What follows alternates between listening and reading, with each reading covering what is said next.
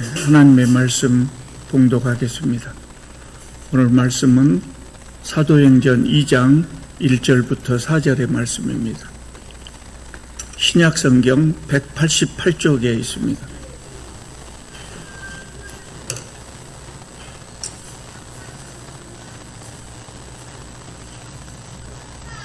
사도행전 2장 1절 말씀부터 제가 봉독해 올리겠습니다.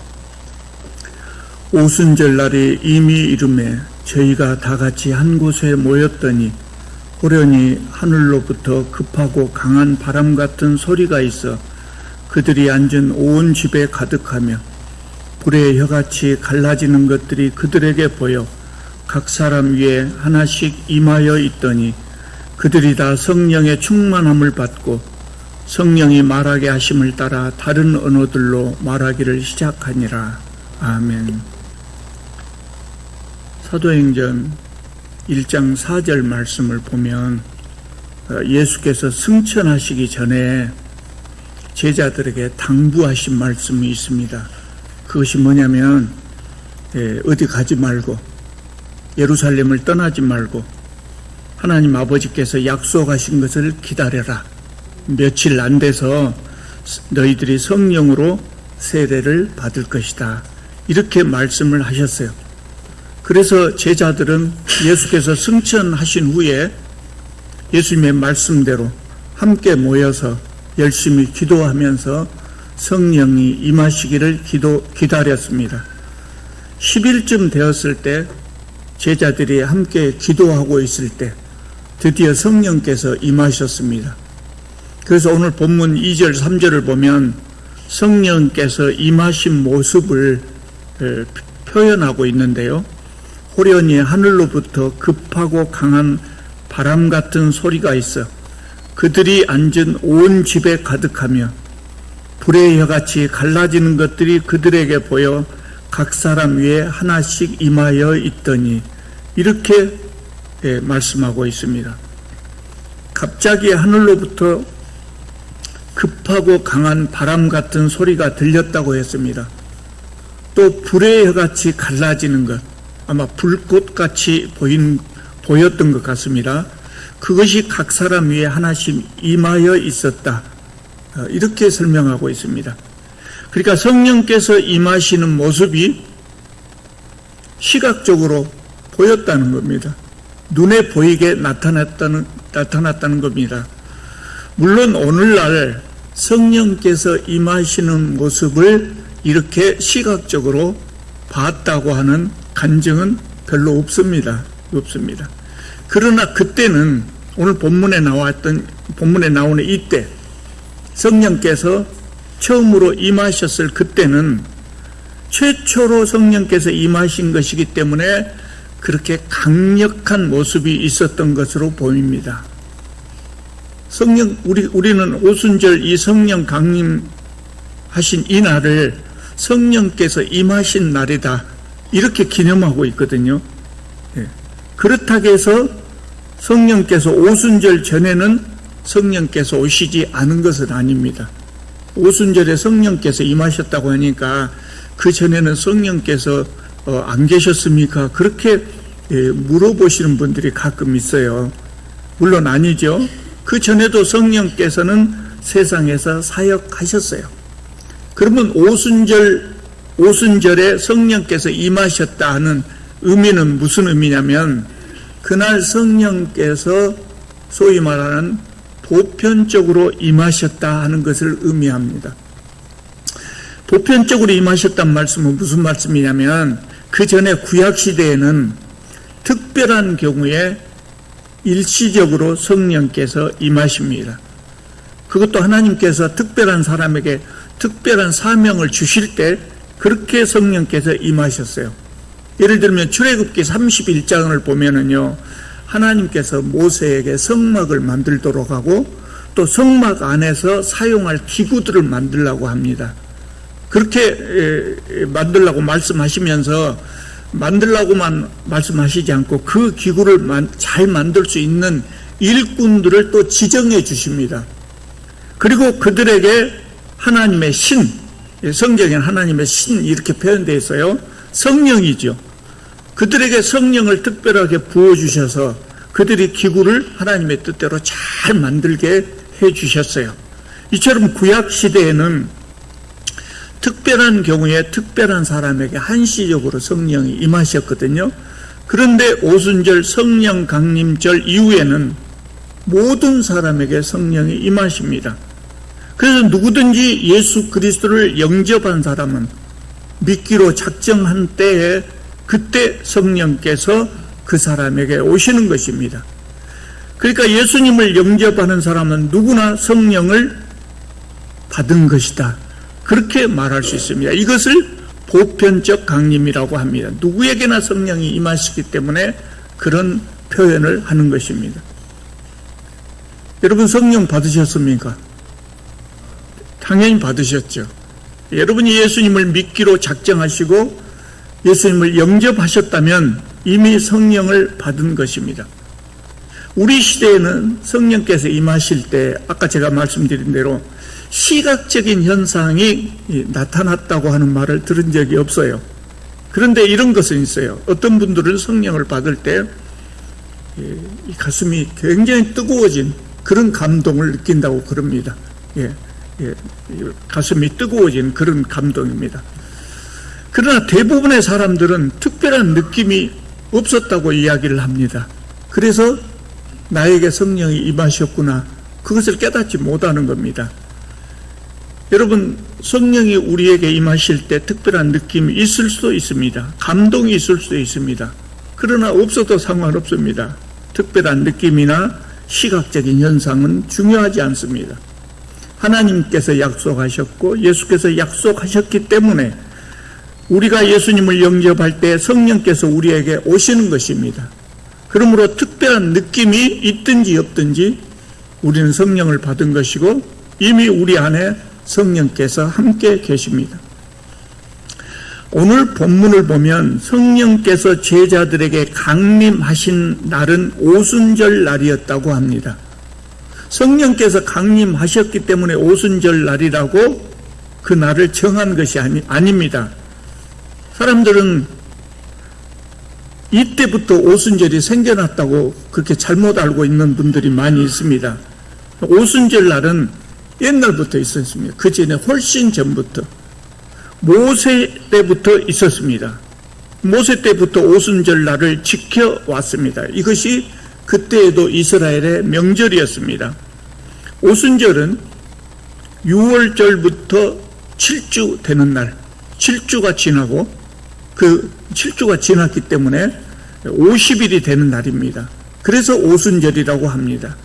그 오순절 날은 어떤 의미가 있냐면요, 출애굽기 19장에 나오는 말씀인데요, 이스라엘 백성들이 애굽을 떠난 지 50일 만에 시내산 광야에 도착을 했어요. 애굽을 떠난 날이 6월절입니다. 애굽을 떠난 날이 6월절이라고 합니다. 그 날로부터 50일이 걸렸을 때 시내 광야에 도착했다는 거예요. 그래서 그 날을 오순절 날이라고 부르는 겁니다. 이때 하나님께서 이스라엘 백성들에게 시내산에서 율법을 주셨어요. 왜 하필 이때 율법을 주셨냐면 모세가 이스라엘 백성들을 애굽에서 이렇게 시내산 아래 광야까지 인도해낸 다음에 거기서 하나님과 이스라엘 사람들이 언약을 맺습니다. 무슨 언약이냐면 너희들은 내 백성이 되고 내가 너희들의 하나님이 되겠다, 이런 약속을 합니다. 굉장히 중요한 사건입니다. 이스라엘 역사상에 가장 중요한 사건으로 기억하고 있는 그런 사건입니다. 그래서 하나님의 백성이 되었기 때문에 하나님의 백성은 어떻게 살아야 될 것인가 하는 것을 알려주시기 위해서 하나님께서 시내산에서 율법을 주셨어요. 이스라엘 사람들은 오순절 날을 율법을 받은 날로 그때부터 기념하고 있었던 거예요. 예수님 오실 때까지 그렇게 기념하고 있었어요. 그런데 구약시대의 율법을 받은 그날 신약시대가 시작하면서 성령께서 강림하신 것입니다. 중요한 의미가 있죠.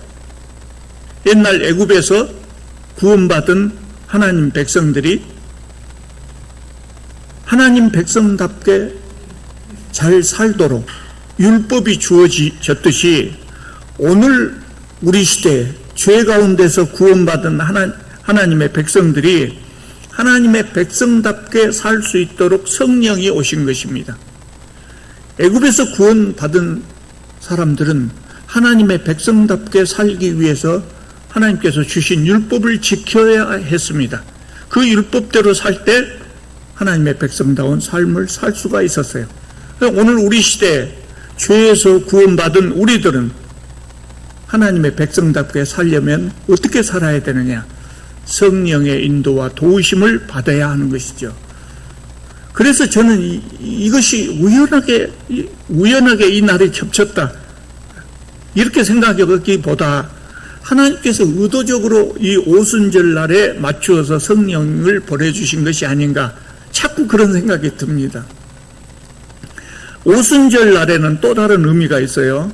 이스라엘 사람들이 애굽에서 나온 다음에 가나안 땅에 정착한 후에 이스라엘 사람들의 삶의 방식이 바꿔집니다.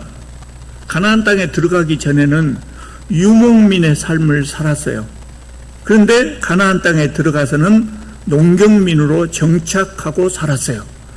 그렇게 농사를 짓다 보니까 1년 중에 첫 번째로 곡식을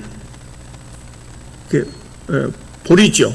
보리 곡식을 수확하는 날이 오순절 날이었어요. 그래서 이스라엘 사람들은 이 오순절 날을 아까 말씀드린 대로 율법을 받은 날로 기념했지만 동시에 보리를 수확하는 감사절로 지켰어요. 그것이 맥추절입니다. 맥추절. 오늘 우리 교회에서도 맥추절을 알고 기념하고 있죠. 본문 4절을 보면 그들이 다 성령의 충만함을 받고 성령이 말하게 하심을 따라 다른 언어들로 말하기를 시작하니라 그랬습니다. 이날 오순절날 성령을 받은 제자들이 성령의 지시대로 말하기 시작했어요. 무슨 말을 했을까요? 예수님의 사건, 특별히 부활에 대해서 증언했어요. 성령을 받은 후에 예수님의 사건, 예수께서 고난당하시고 십자가를 지시고 돌아가신 후에 3일 만에 부활하셨다. 우리가 그것을 눈으로 생생하게 봤다. 이거를 증언했다 그 말이죠. 그래서 이 설교를 듣고 그날에 3,000명이나 되는 사람들이 한꺼번에 세례를 받고 예수님을 믿었다 그랬어요. 첫 번째 전도 열매입니다. 의미가 있지 않습니까? 이스라엘 사람들이 첫 열매를 거두는 오순절날 제자들은 첫 번째 전도의 열매를 거두었다는 거예요. 그것도 3,000명이나 풍성하게 거두었어요.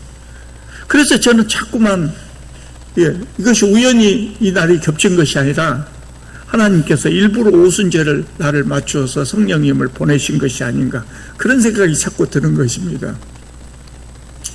6절을 보면은요, 우리가 4절까지만 읽었습니다만 6절을 보면 이 소리가 남에 큰 무리가 모여 각각 자기의 방언으로 제자들이 말하는 것을 들었다 그랬습니다. 여러분, 예수님의 제자들은요 공부를 많이 한 사람들이 아니에요. 정확하게 표현하자면 죄도권의 공부를 많이 한 사람들이 아니단 말이에요. 지금같이 공부를 많이 해서 외국어에 능통하고 이런 사람들이 아니었어요. 근데 이날 제자들이 성령께서 말하라고 그래서 말하기 시작했는데 이것을 들은 사람들은 각각 자기가 사용하는 언어로 들었다 이 말입니다. 각각 자기가 사용하는 언어로. 그러니까 제자들이 말할 때 그 말을 듣는 청중 속에는 다른 나라에 흩어져서 살던 유대인들이 많이 있었어요. 세상에 여러 나라, 애굽이나 시리아나 터키나 더 멀리는 로마에서 온 사람들도 있었다 그래요. 이스라엘 사람들은 그때 이미 세상 많은 나라에 흩어져서 살고 있었어요. 근데 이 사람들이 명절을 지키기 위해서 예루살렘에 와서 머무르고 있었던 겁니다. 이들 중에는 이민 2세도 있고 이민 3세도 있었겠죠. 그래서 자기 모국어를 잊어버린 사람들이 많이 있었단 말이죠. 그런데 이들이 사도들의 설교를 들을 때 각자 자기 지역의 언어로 들었다 그랬어요.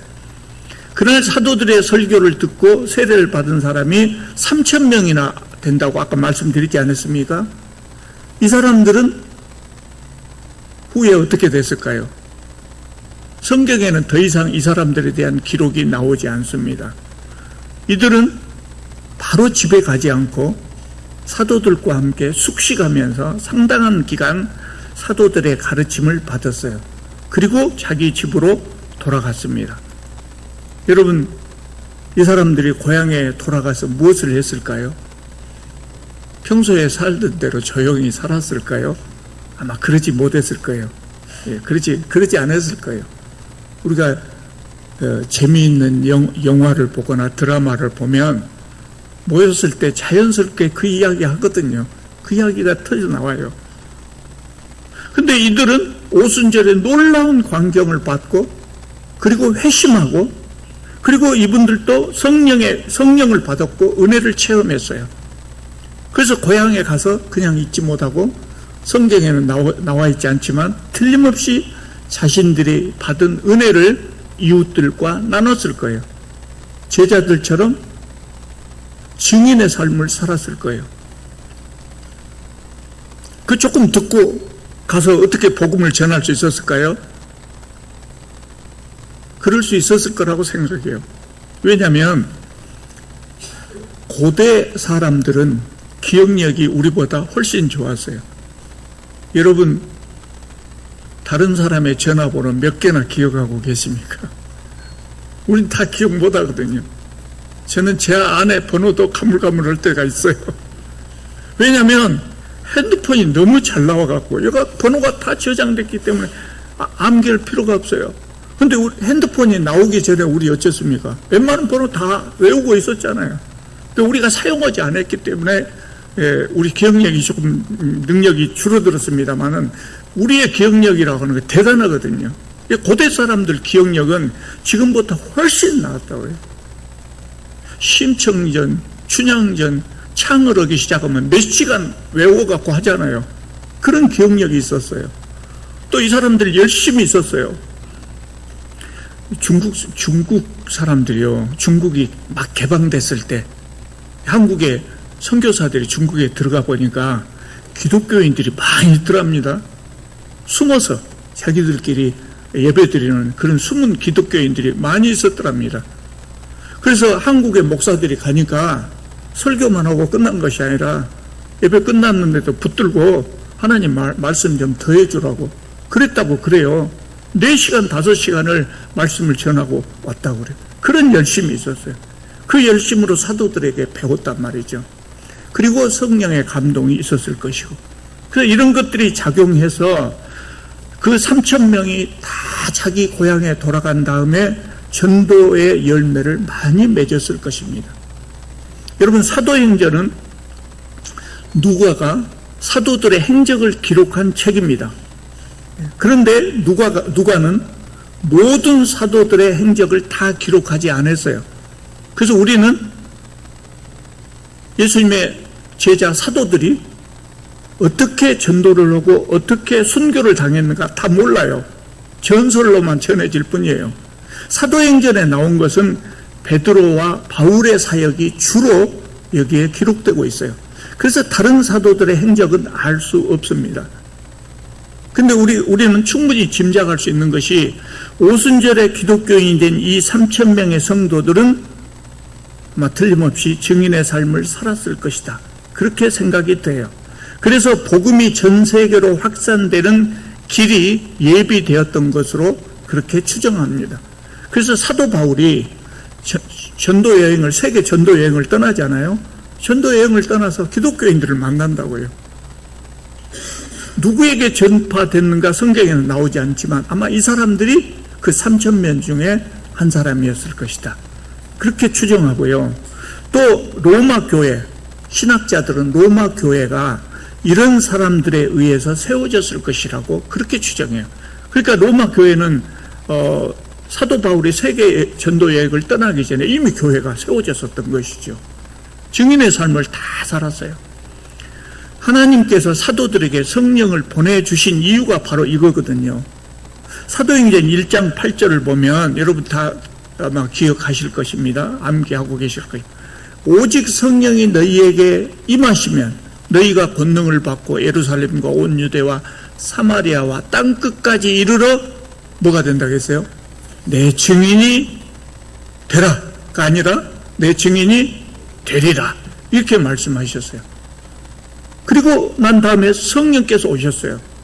그러니까 하나님께서 성령을 보내주신 이유는 뭐예요? 사도들로 하여금 증인의 삶을 살게 하기 위해서 보내주신 것이죠. 하나님께서는 오늘 우리에게도 성령을 보내주십니다. 그러면 우리는 어떤 삶을 살아야 돼요? 증인의 삶을 살아야 된다. 증인의 삶을 살아야 돼요. 기독교인은 누구나 예수 그리스도의 증인으로서의 삶을 살아야 됩니다. 증인의 삶이 무엇입니까? 직접적으로 이야기하자면 예수께서 부활하셨다, 내가 그것을 보았다, 이렇게 증언하는 것입니다. 사도들이 바로 예수님의 부활의 증인이었어요. 온 세상을 돌아다니면서 예수님의 부활을 증언했습니다. 이것이 증인의 삶입니다. 우리도 부활의 증인으로 살아야 됩니다. 그렇다고 해서 모든 기독교인들이 다 선교사가 될 필요는 없습니다. 선교사로 사는 사람만 증인의 삶을 사는 것이 아닙니다. 어떤 사람은 선교사로 살지만 대부분의 사람들은 기독교인이 된 이후에도 삶의 현장에서 그냥 삽니다. 선교사의 삶만 의미 있고 삶의 현장에서 그냥 사는 것은 의미가 없는 것이 아닙니다. 삶의 현장에서 부활의 증인으로 살아가는 겁니다. 삶의 현장에서 선교사로 떠나는 것 못지않게 우리가 삶의 현장에서 증인의 삶을 사는 것도 중요합니다. 그 어떤 삶입니까? 우리가 삶의 현장에서 증인으로 산다고 하는 것이 어떤 삶이겠습니까? 정직하고 깨끗한 삶입니다. 예수 그리스도의 부활을 아는 사람이 거짓된 삶을 살 수가 없죠. 예수 그리스도의 부활을 아는 사람이 뇌물 받아먹고 원산지 속이면서 장사할 수 없지 않겠어요? 증인의 삶은 깨끗하고 정직한 삶을 사는 것입니다. 그렇게 삶으로써 세상을 하나님 나라로 바꾸는 것입니다. 오늘 우리 사회는 부패하고 타락한 사회입니다. 증인의 삶을 산다고 하는 것은, 부활의 증인으로 산다고 하는 것은 부패하고 타락한 세상 속에서 하나님의 자녀답게 깨끗하고 정의로운 삶을 사는 것입니다. 대단히 어려운 일입니다. 여러분, 선교사로 순교하는 것이 어려울까요? 삶의 현장에서 깨끗하고 정의로운 삶을 사는 것이 어려울까요? 어떤 것이 더 어려울까요? 죽는 것이 더 어려울까요? 죽는 거 어렵죠. 무서운 일이죠. 그런데 하루 이틀도 아니고 평생 동안 예수 그리스도의 증인으로서 깨끗하고 정직한 삶을 산다고 하는 것은 정말 어려운 일입니다. 왜냐하면 날마다 유혹이 있어요. 우리가 부패하고 타락한 세상 속에 살기 때문에 날마다 나를 유혹하는 것이 있어요. 보이는 것마다 나를 유혹해요. 그래서 어렵다 그 말이에요. 그러나 우리는 삶의 현장에서 이런 삶을 살면서 세상을 변화시켜야 돼요. 어떻게 어려운 증인의 삶을 살 수 있을까요? 증인을 헬라어로 성경에 나온 증인이라는 말이 헬라어로 말투레스라고 그래요. 이거 몰라도 기억하지 않아도 상관없어요. 이 말투레스라는 말이 아까 말씀드린 1장 8절 말씀대로 내 증인이 되리라 했을 때 바로 증인이란 말이거든요. 근데 이 증인이란 단어가, 말투레스라는 단어가 영어로 들어갔어요. 영어에서 그 단어를 받아들였어요. 그래서 영어 단어가 됐어요. 그 영어 단어에 마터라는 단어가 됐어요.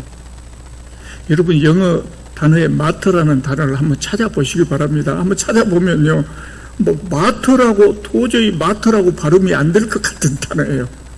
예. 알파벳 기호가 그렇습니다. 왜냐하면 헬라어 말투레스가 마터가 됐기 때문에 그래요. 근데 마터라고 하는 단어를 찾아보면 그 뜻이 뭐냐면 순교자예요. 순교자. 증인이라고 하는 이 단어가 영어에 가서는 순교자가 되어버렸어요. 왜 그랬을까요? 예수님의 증인으로 살았던 많은 분들이 순교를 당했기 때문에 그랬어요. 순교를 당했어요. 그러니까 그 시대 사람들이 생각할 때 예수님의 증인 이꼴 순교자. 이게 오랫동안 반복되다 보니까 증인이라고 하는 헬라어 단어가 순교자라는 단어로 영어에서는 그렇게 변해버린 것이에요. 그분들은 죽음을 두려워하지 않고 증인의 삶을 살았어요. 성령의 감동이 너무나 뜨거웠기 때문에 그걸 이길 수 있었던 것 같아요. 예수님의 부활을 경험했고 성령을 받았어요. 그래서 증인의 삶을 살 수 있었던 거예요. 예수께서 승천하시면서 제자들에게 너희는 지금부터 곧바로 증인의 삶을 살라 이렇게 말씀하지 않으셨어요. 예수께서는 승천하시면서 제자들에게 성령을 기다리라 그랬어요. 성령을 기다리라. 몇 날이 되지 못해서 너희들이 성령 세례를 받을 것이라고 말씀하셨어요. 그리고 성령이 임하시면 권능을 받고 이 능력이 생긴다는 거예요. 능력을 받아요. 성령이 임하시면 능력을 받아요. 그래서 땅끝까지 이르러서 내 증인이 될 것이다 이렇게 말씀하신 거예요. 하나님께서 사도들을 성령의 능력으로 증인이 되게 하신 것입니다. 그래서 그분들은 죽음을 두려워하지 않고 증인의 삶을 살 수 있었습니다. 우리도 그렇게 하면 증인의 삶을 살 수 있습니다. 성령의 능력을 받으면 됩니다. 성령의 능력이라고 하는 것은 방언이나 신유와 같은 초자연적인 현상만을 말하는 것이 아닙니다. 부패하고 타락한 세상 속에서 깨끗하고 정의롭게 살 수 있는 용기와 지혜를 갖는 것, 이것도 정말 중요한 성령의 능력입니다. 우리는 이미 성령의 능력을 받은 사람들입니다. 그래서 우리 안에 이미 성령의 능력이 있습니다. 우리가 그 능력을 사용해 보려고 시도해 보지 않았기 때문에 그 능력이 우리 안에 있는 줄도 모르고 삽니다. 그런데 있습니다. 그 능력을 빌려서 살면 우리는 증인의 삶을 살 수가 있습니다.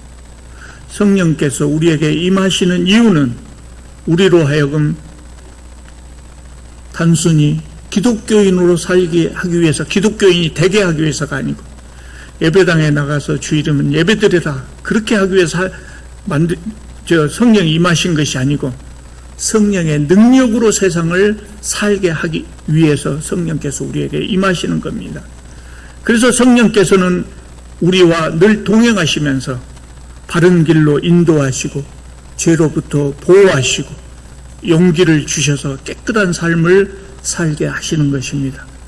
여러분, 우리는 부패하고 타락한 세상 속에 살고 있지만 성령의 능력으로 예수 그리스도의 증인의 삶, 정의롭고 깨끗한 그런 삶을 살 수 있기를 바랍니다.